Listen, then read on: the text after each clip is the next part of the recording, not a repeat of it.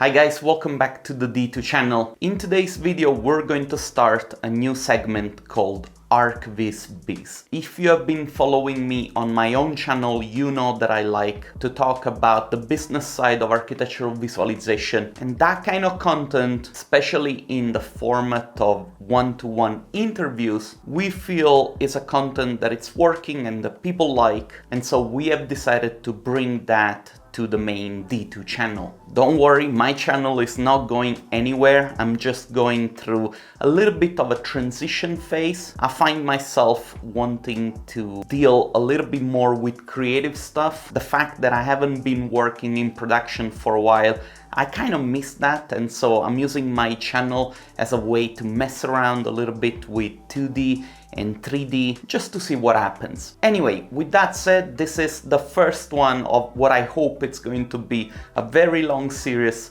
of interviews where we bring experts from the architectural visualization field and we ask them questions about the business side. Today we're going to have the founder of Horoma, Simon Udiet, probably mispronounced his name. Simon, I apologize. Simon has recently written an article on CG Architect, and this article has got a lot of attention. It was an article about how to deal with clients during the visualization process of an architecture project. And so I hit up Simon to sort of like expand on that conversation. Anyway, the article will be linked in the video description.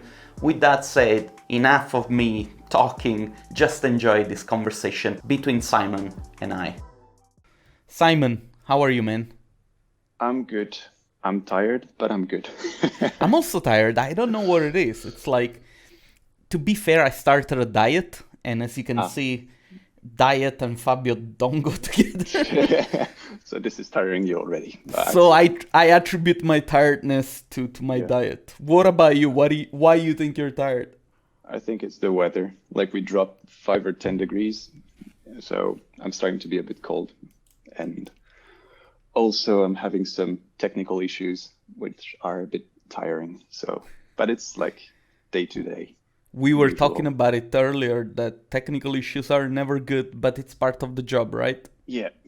If it doesn't happen, it means there's something wrong, actually. Like Exactly. If it doesn't crash, you did something wrong.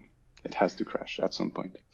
Simon, now that we're talking about this, can you actually share a little bit of your story, like how you got started and how did Horoma get to the place where it is now?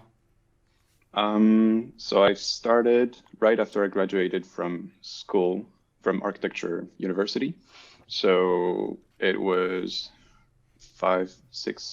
around 5 years ago, I think. And the first year I was just like having fun, trying to optimize things, because I don't know if it's my laziness or something else, but I like to optimize my workflow so that I don't spend too much time redoing the same thing all the time. So for some reason, I ended up like doing like a, sort of shitty YouTube channel with like maybe 60 views about like scripts that I was writing and like little tutorials that I wanted to do, because I was like reading a lot of stuff about like business development, and not even like that, but it's just like this idea that even though you're not a master in anything, you can still teach people some things. So I was like, I might as well just throw it out there and see if people are interested. And some people are like, oh, that's really nice. And for me, it was like the best way to learn things, I think. And then I started the first year I was still working on the side in an architecture firm.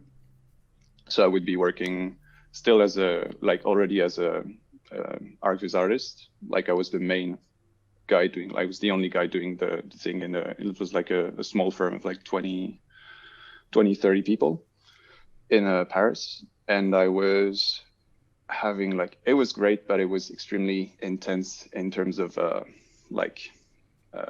hours. So I would be working from like 9 to midnight, something like that. And then I would come back home and work on my own stuff until maybe 3 or 4 in the morning. And then I would start again the next day. So that was actually quite fun. And I did like met a lot of people there, and then I just kept on like working on this until I don't know, it just came kind of naturally. I've always been trying to work on like the like consulting side or something, like trying to not help people. Well, I mean help people, but I'm not sure if I'm helping them, but I'm trying to, or at least I'm sending things and like showing stuff that I'm doing so that they can maybe learn from it or at least try new things. So that's the one thing I'm trying to do. On the other side, I'm just doing like images for clients that I've been working with for like many years for now. So that's... Somebody once told me that if people keep coming back to you, then probably you're helping them. Yeah. I have like, I'm trying to, there's like, I don't remember who wrote that, but like this idea of like, you need 100 really big fans and then it's fine, even if you don't have like 100,000 followers. So I'm like, I have like 100 big fans, so I should be on the right track of like... I thought it was like 1,000 true fans, the book. Yeah. Maybe I just have 100 and I need 1,000. So I still have more work to do. You'll get there. Yeah. I'm confident I will, hopefully. I'm trying my best at least. Let me go back to that thing that you said where, you read that to be an expert, you don't really need to be an expert. You just need to be able to teach something. Isn't that, though, the definition of expert? Like... Yeah, I guess. It's like, I think it's just like in terms of like it's like a mindset. Like, I think some people are just, or at least when I say some people, I include that, or at least I include that until quite a long time, is like, you feel like, how can I say? Like, you have to make sure that people are open to actually receiving like critics or advice, because sometimes they're like actually not that open when that was the main thing I noticed when I was browsing like through like internet and looking at people's work, is like, how do they show their work because they like it or because they want to know actual opinion on their work to keep on improving? And what I've noticed is that there's only a small portion of people that actually want to improve, and the others are just like, yeah, I know I'm not the best, but I know I'm really good, and I'm just showing what I'm doing. And even though like the work can be really good, there's always like room for improvement. So that's why I find interesting in that kind of work, is like you can always fine tune things so that it gets better. And so it gets interesting when you talk with people that are in that same mindset and like, yeah, I just want to improve. Let me tell you something that you might not know. Artists have a big ego. Yeah. All of them. And I think it's the worst, because architects have like a really big ego as well. So, and usually ArchViz artists did like architecture before, so it's like a combination of really not the best approach, I think. So I used to be like, not like, I'd say like annoyed by that, and now I feel like I'm fine with it. It's just I've found new ways to helping people, and I find new ways of like attracting people that have the same mindset as I do, and the others are just doing something else, and it's fine, because if they're happy the way they work, it's fine. Simon, there is an article that you recently wrote on CG Architect, which is actually the reason why you and I are having this conversation. I'm gonna overlay it on our faces as we speak. Let me just maximize this so that it doesn't look weird. And it's a very insightful article. It went kind of like viral in our circles of ArchViz people. And there are a few questions that I want to ask you about this article, because I think it could be beneficial to to expand a little bit on the conversation that you have created thanks to this article. First of all, well done, because it's like, it takes a little bit of courage to share your opinion, right? Especially with a it's group always of people. Yeah, I think I was almost like hoping for a backlash, so that at least it would start a conversation, because I'm just like stating my opinion on how I know I like to work with clients, and I know clients like to work with people. So it's like, I'm just going to explain it here because I think it works nicely. But if people have other experiences that are completely different from it, I would be like extremely interested in like hearing it, but it's just, it feels, I have like some friends in ArchViz that say this is a really open community and a lot of people are talking all the time, but I feel maybe it's just that I'm not like the most social guy. So it's like, I don't have this sort of feeling that people are exchanging that much, or maybe I'm not in the right circle yet, which could be one of the reasons as well. So I was actually hoping to start that personally, it used to be a lot better. Yeah. Like people used to share a lot more. We're talking about 6-7 years ago.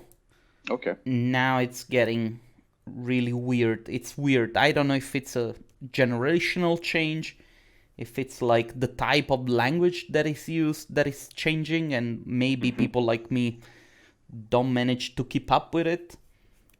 Or I think it's probably, you know, the fact that anyway the market, it's not going in the right direction, and so this affects also the way people respond to the professional community. Yeah. It's it's tricky. Listen, let me ask you. The first thing that you write in this article is the portfolio is not the only thing that matter. Yeah. Let's think that we are talking to younger people, right? How can we explain this a little bit better? Because I feel like when you say something like this, young people say, okay, so I can work with very bad renderings and I'll still get a job. Well, it's like, it's not the only thing that matters. So of course it does, but it's more this idea that for me, there's like pillars in a relationship with a client, and it's going to be like, well, your work and the way you communicate your work and the way you communicate with your client. And for me, even if you do the best like renderings ever, but if you do them just on your own, and once you start like working with a client, you actually don't communicate with it and don't exchange IDs properly, then you're just going to do like renderings that are not like for that client. So in that sense, for me, it's really important for the client and for the artist to make sure that they have like this sort of compatibility of like mindset and approach to the work, because otherwise they're going to end up into like trying to go to completely different directions. So that was in that sense that for me, like if you do good images, but you're not working with the right people that will make you do good images, then you're not doing good images. So it's a bit tricky. It was like on purpose phrased in a like kind of I don't know have the word, but you just want to start a fire. Yeah, I like trolling people. And let me ask you then this question. You said you have to work with people that allow you to do the kind of work that you're supposed to be doing, right? That is a difficult thing, especially for those who are starting out. It's a difficult thing to make it happen. How do you go about this? Well, like for sure, when you start out anyway, you don't even know how you want to work, because you have to sort of discover it. So for instance, I've been working for like 5 years, and it's only like this year that I'm starting to understand what's the ideal workflow that I want to work and what's the ideal relationship that I want to have with the client. And like yesterday, I just finished like one contract for a competition for a Canadian firm, and it went extremely well because we had like this type of conversation that was really open and direct and transparent, and we knew exactly where we wanted to go. Whereas I have like other experiences still like nowadays, but way less than before, or like 2 or 3 years ago, where I would just be like following the client too much. And it would be, it's okay to follow the client if you make sure that what he says makes sense, because sometimes they have like complete like misconceptions about what they actually like, the way they should communicate their project. So basically at the beginning in your experience, you're gonna just try out things until you understand what you want to work, like how you want to work, and then you can identify the types of client that you want to work with.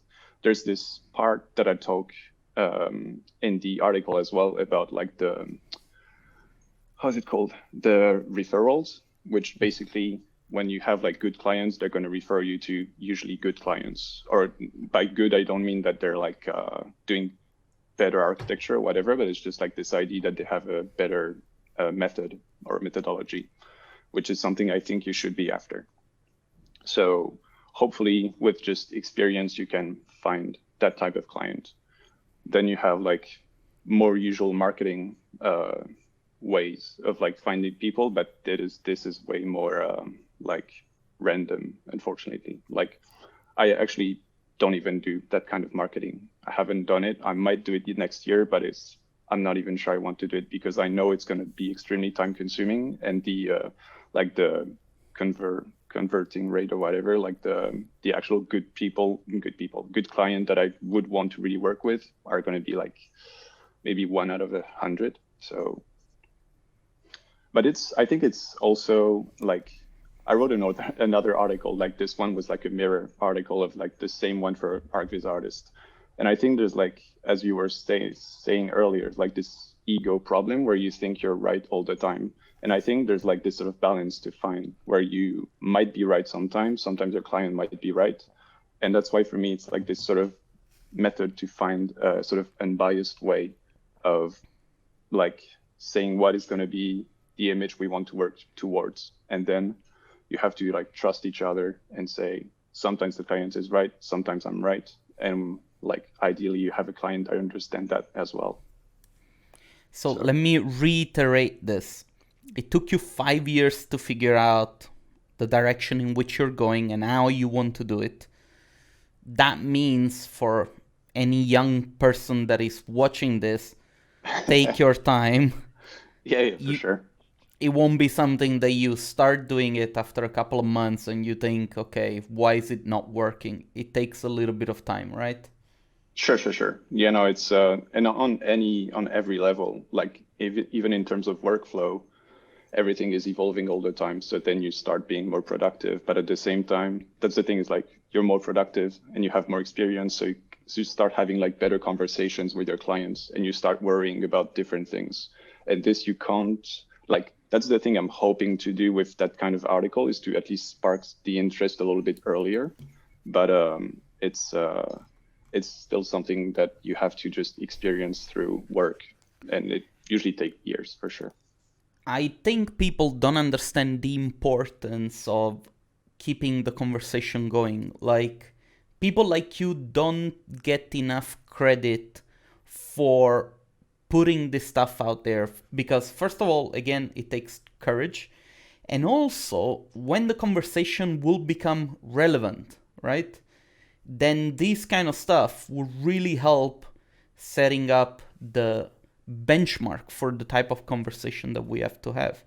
If we just allow people that belong to the industry in a fake way to have a conversation, and I say fake because, you know, if you are an artist and you're making images for $100 and you're working with cracked software and you're stealing assets, you cannot be part of a conversation, because it's like, you know, a thief calling a politician a thief, right? It's like... That's a good comparison. And I say this not because I have anything against, you know, those who don't manage or those who are in that situation. It's just that very often we forget the importance of like preserving a little bit also the I get the word in German, I never remember the word in English, you know, the privilege, so to say, to be able to work in this industry, right? And so, again, I'm just saying this because thank you for putting something out there, because then, you know, now we're having a conversation about it. There is the second thing. Oh, sorry. Yeah. No, I was just going to say it was extremely unexpected. From like, I was expecting some comments, but I was really happy to see you reaching out to me, because I was like, oh, that's actually a really good thing. Okay. And you're saying it's like viral, even though like it's with whatever. But it's, we're a small community, you know, like but it's, once you get a couple of thousand people, you're kind of viral. True. I was really happy to see like how it was kind of trending. So I'm happy that hopefully it starts what year, like this conversation. It's nice. Simon, the second point, you say the visualization is an investment, not an expense. I think I understand what you're trying to say. How do you teach this to a client? Meaning, the client says, I want to have renderings because I need to make renderings. How do you make the client understand, look, the renderings are your image?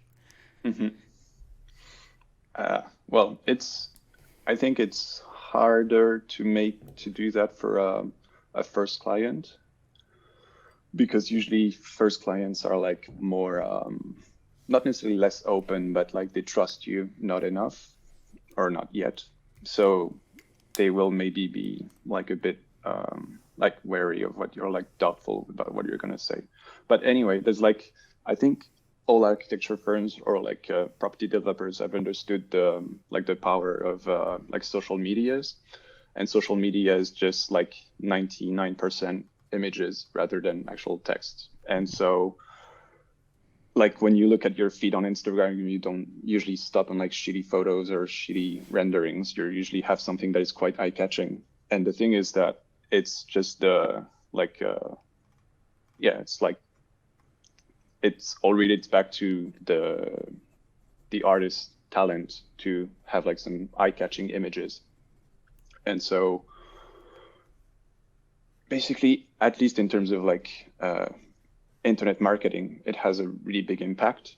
And I think it has like also interesting thing regarding the marketing for like young firms that can't build yet or haven't had the opportunity to build any projects yet, because you can't really advertise your style if you have bad renderings of your style that actually don't even convey what you're trying to convey. So that's the whole thing regarding like communication, is like you have to invest a bit of money in actually talented people so that you can translate properly your architecture into images, in the same way that clients have to invest a bit of money in order to sort of translate their ideas into proper architecture. And that's why they hire architects, basically.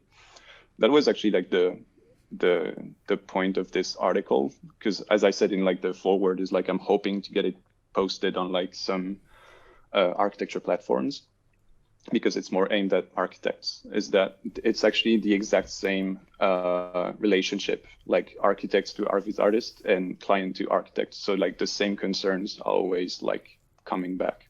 So that's why I'm hoping that it could sort of like make people, how can I say, like basically, yeah, sorry. Basically like put themselves in these shoes, because they'd be like, oh yeah, I'm having the same issues. So maybe they will be like a little bit more open and understanding, and vice versa. That is a very clever observation, and something to keep in mind also for myself, because I think that when you create relatability, then people go like, Yeah, and I think it's not easy, but I mean, there are ways to find it. Sometimes in like creative industries, it's always everybody's dealing with the same issues. It's just that since they're all like in their like tunnel vision, they kind of like don't understand that people are dealing with the same issues. So they're like, oh, actually, now that you're saying it, it's always like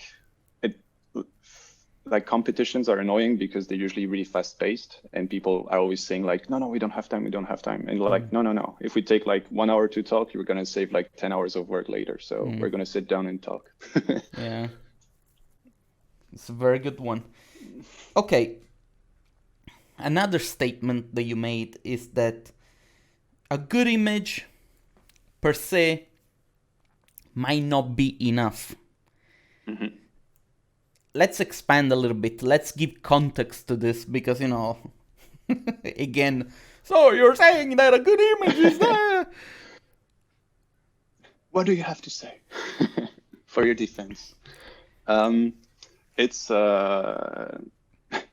actually something I'm pretty happy with, like this finding, because I've always been struggling with like, why is this image working? Why is this image not working? And sometimes images that are not that good looking, like, I mean, technically speaking, that are a little bit less good, are actually doing a better job at communicating images, communicating concepts, sorry.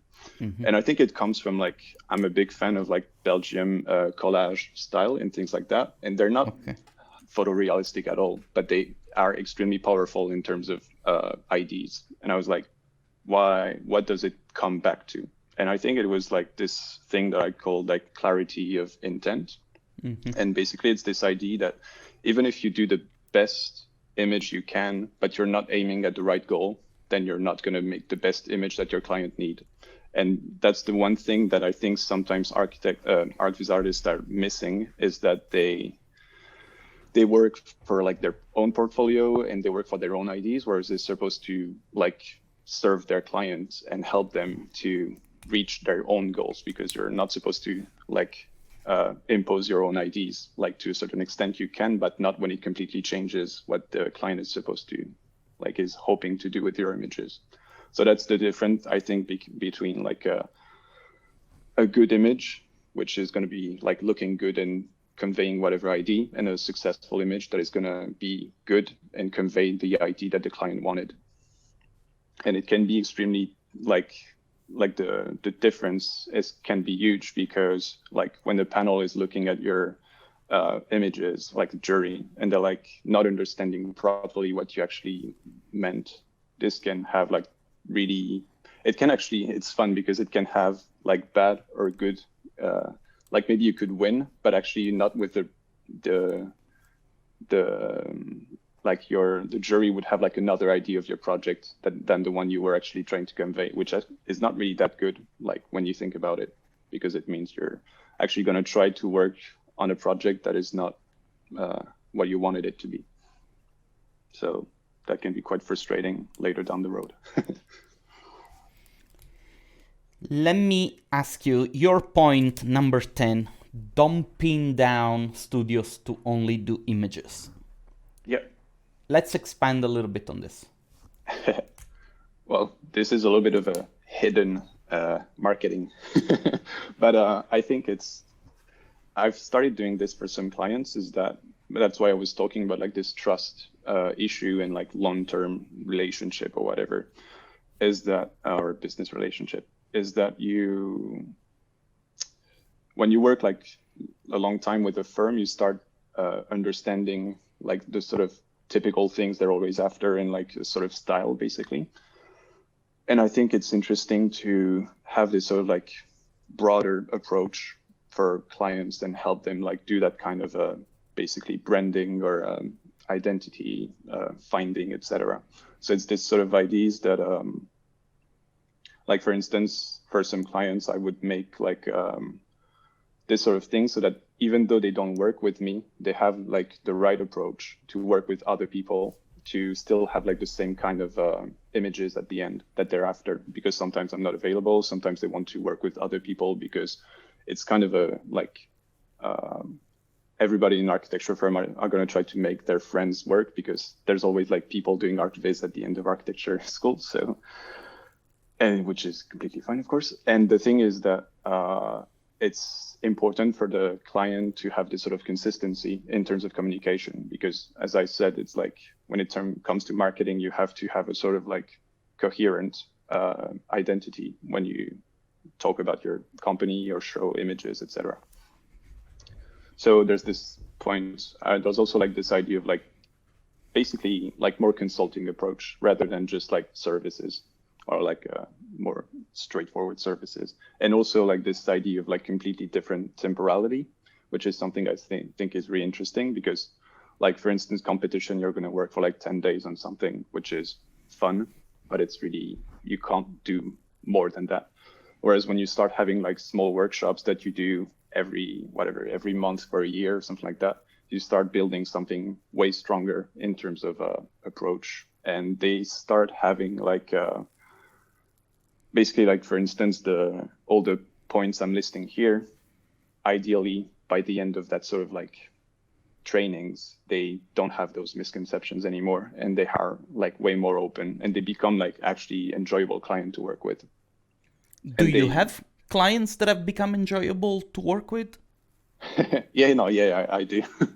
I do have like some that were already really like open-minded and in that sort of approach, and some that have evolved quite interestingly over the time. But it takes a lot of time, basically. I'm just asking to make sure that, it's possible. Yeah, no, it is for sure. They're like in the same way that I'm hoping some ArchViz artists will be more open to criticism and like constructive criticism. I think like architects as well are evolving. So yeah. Simon, do you think you could be able to go through the same professional path if you were to start nowadays with architecture visualization? Or do you think that certain things have changed that might make this journey a little bit more difficult for others? And don't be biased by myself, because I'm always very critical of the young ones that are coming into the the industry. I'm really curious to hear your opinion. I'm actually like thinking about an article lately about that kind of topic, sort of. And well, basically what I think is that it's getting easier and easier to get in the field, but it's getting harder and harder to differentiate from other people. And so, I mean, what I think it wouldn't have made much difference for me, because I was already in this sort of idea of like optimizing workflow, understanding image theory and all that kind of thing. And the thing is, the only thing I didn't like was all the technical aspect. And the thing is that the technical aspect is becoming more and more irrelevant nowadays. Like I have zero ideas of like how V-Ray works internally, and I'm happy I don't, and I'm happy I don't need to. But like I think I would have had like a completely different path 30 years ago or 20 years ago, because I would have had to spend way more time on the technical aspect, and I would have been like, nah, I just don't want to do that. And then maybe I would have like do paintings or something different. So. But what about from the business side of things? Because, now with all the competitions and prices that are sinking. I think that's the thing, is like, there's this like tendency to always like lower your fees all the time, because people think it's the only way to differentiate. And even though like for some countries it's still like decent pricing, for like others it's going to be like 3 or 4 times lower than what they would price, which can be an issue for sure.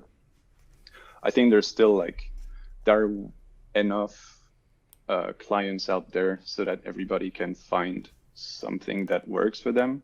And I think it's, on the long term, it's always better to differentiate yourself on like the quality of your outputs. And as I was talking like at the very beginning, the sort of communication and relationship thing, than on the fact that you can do really good renderings for 100 euros, because it's not like, and the thing is like, depending on the client you're after, when you're too cheap, it's actually an issue as well. So you don't want to go down that road, because you might actually lose more clients than you win. And the thing is that if you price always too low, you're going to end up getting just clients that don't value your work at all, because they're going to think that you're actually worth like that type of money, whereas you're actually spending way more time and way more energy and have like way more knowledge than you're actually letting it think.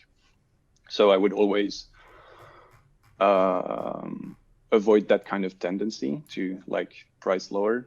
And for sure, like, as I was saying, is like you need it takes time. So for sure, it's like if you start this year, you're not going to get like several projects a month on your first year, or maybe you will, but there's no reason that it's not going to stop anytime, because sometimes it's just like completely random, unfortunately. Simon, let me just overlay quickly your website so that people can see it and they can come and visit it also. You're very active on social media. I follow you on YouTube. I think I follow you also on Instagram. I'll have to make sure that I do. Anyway, just to wrap it up, to those who are thinking to start their solo career, maybe, because of Corona, they got let go by their jobs, or they're in that place in their lives where they want to see something of their own and they have in mind of going down the path of ArchViz. Let's share some good hard advice that they can use in order to get their own thing started. You did not expect that. Asking for advice? No, I don't like giving advice. I think the main one that we were talking about is like this idea of staying really open-minded and open to criticism. I think it's the best thing. And I think the thing is, I think you have to ask for it, which is a bit weird.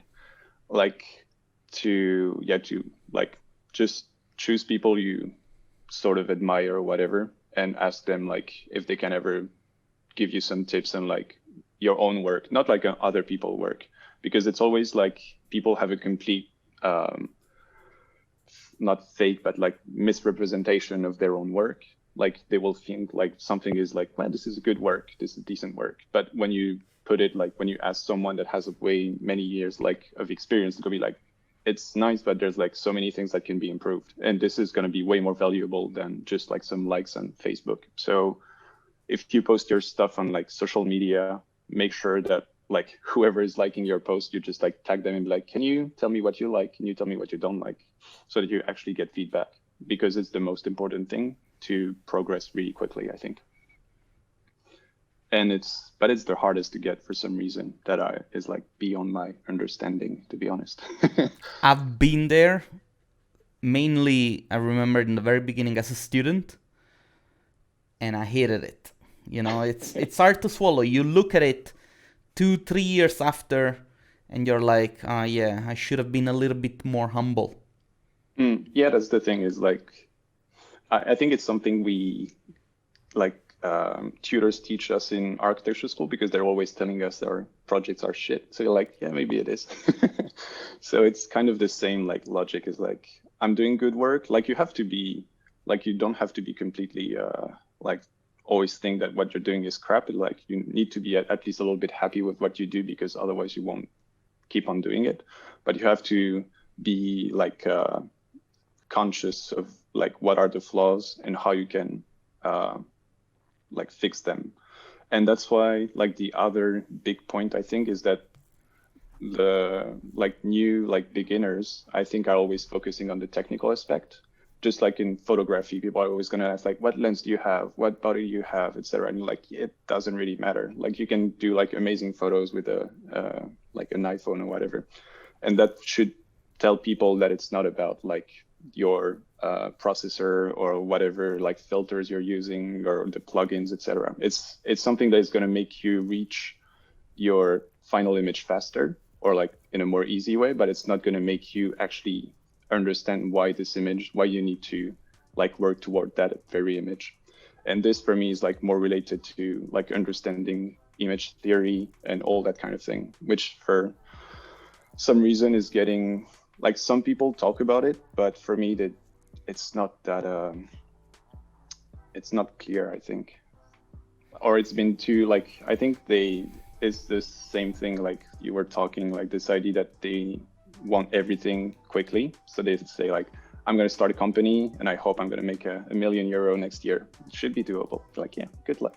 And so when it comes to composition, people will read a couple of articles on the internet, be okay, the rule of thirds, this, that. And you're yeah, it can be this, but it's actually way more complicated. It's it's basically a job. So you have to know what's the base of what you're doing. And I think it's important to work towards that and read a lot of books on the matter, on the topic, and actually deepen your understanding of this, because then when you look at your image, you will understand way more quickly what is not working. And also, if you look at other people's images, you can also tell what is not working, which is going to help them if you tell them, and it's going to help you because you can see that you're fine-tuning your eye to what is working and not working in a composition, which is actually really rewarding over the time. It's also going to make people hate you. Yeah. I think that's maybe the last advice is don't mind people hating you. It's fine. They will Simon, come back eventually. Simon, I want to thank you for your time. Really, I think that this was very valuable. Again, anyone who's watching, please go and take a look at the article that you wrote on CG Architect. I'm going to leave a link in the description of this video so that people can just go there and see it here. Again, thanks a lot, man. I'm going to stop the recording, so if you want to say goodbye, this is the time. Okay, goodbye. Thank you again for everything. It was really interesting for me as well to exchange some ideas with you, so I'm glad you came by and we managed to do it. So thanks a lot. My pleasure, man. And thanks a lot again for taking the time. All right, everyone, thanks a lot for watching. If this is your first time here, make sure that you subscribe, hit the like button if you like this video, and I guess I'll see you guys at the next time.